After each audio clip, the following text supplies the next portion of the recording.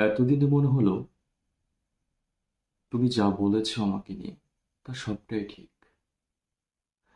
আমি অনেক বাজে মানুষ, আমি নির্লজ্জ, আমি বেহায়া, আমি অনেক খারাপ একটা মানুষ। তুমি ঠিকই বলেছ। তোমার সাথে একটুখানি কথা বলার জন্য বারবার বেহাইয়ার মতো, নির্লজ্জের মতো কল করে গেছি, মেসেজ করে গেছি, শুধুমাত্র একটুখানি কথা বলার জন্য। কারণ তোমার সাথে একটুখানি কথা হলে আমি যে কি পরিমাণ শান্তি ফিল করি বা ভেতর থেকে শান্তি উপভোগ করি, তা হয়তো আমি তোমাকে কোনোদিনও বোঝাতে পারবো না, আর বোঝাতে পারিও নি।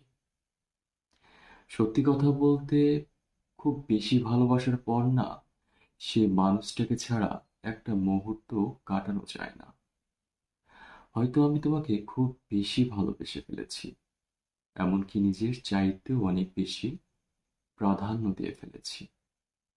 এই জন্য হয়তো একটুখানি সুখের আশায় বা একটুখানি শান্তির আশায় তোমাকে আমি বারবার মেসেজ করে যাই, বারবার কল করে যাই। তুমি ঠিকই বলেছ, আমি অনেক বাজে মানুষ। তুমি বারবার আমাকে কল দিতে নিষেধ করার পরও আমি কেন যেন উন্মেচনার মতো তোমাকে কল করে যাই। আমার কেন জানি মনটা তোমার ওইখানেই পড়ে থাকে।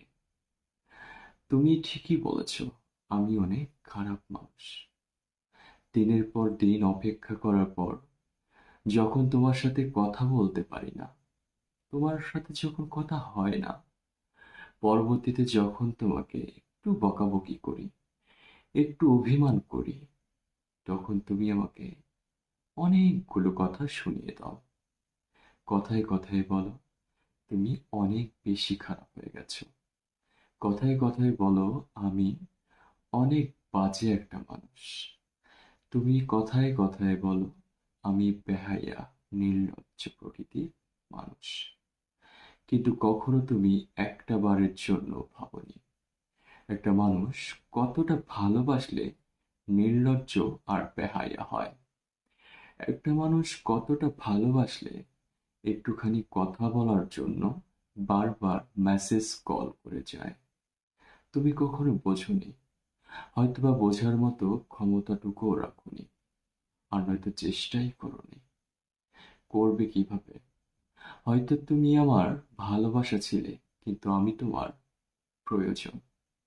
কখনো তোমার প্রিয়জন হতে পারিনি, আর এই কারণেই তুমি আমাকে বুঝতে পারোনি।